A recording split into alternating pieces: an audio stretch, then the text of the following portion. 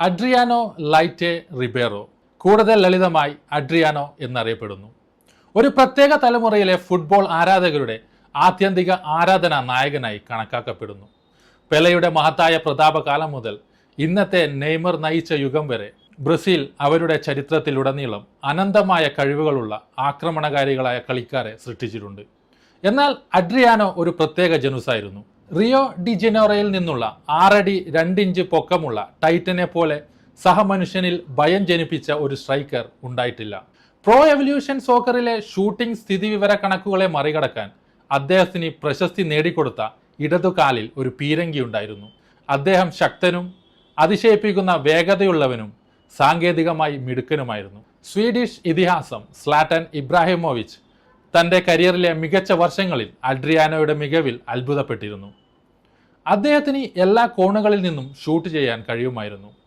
ആർക്കും അദ്ദേഹത്തെ നേരിടാൻ കഴിയില്ല, ആർക്കും പന്തെടുക്കാൻ കഴിയില്ല. അദ്ദേഹം ശുദ്ധമായ ഒരു മൃഗമായിരുന്നു. മുൻ ഇന്റർ സ്ട്രൈക്കർ 2020 സ്പോർട്ട് ബൈബിളിനോട് പറഞ്ഞു. എന്നിരുന്നാലും ഇബ്രാഹിമോവിച്ചിന്റെ വിലയിരുത്തലിന് ഒരു മുന്നറിയിപ്പുണ്ടായിരുന്നു.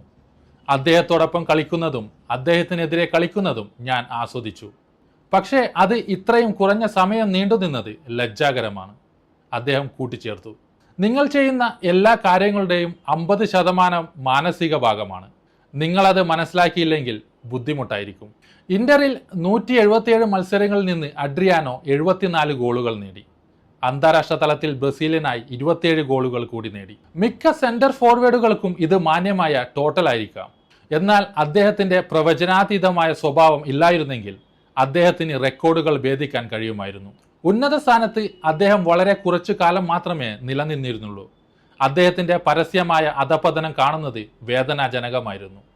എന്നിരുന്നാലും സാൻസിറോയിലും വിശാലമായ ഫുട്ബോൾ ലോകത്തും അഡ്രിയാനോ ചെലുത്തിയ അവിശ്വസനീയമായ സ്വാധീനത്തിന് നന്ദി.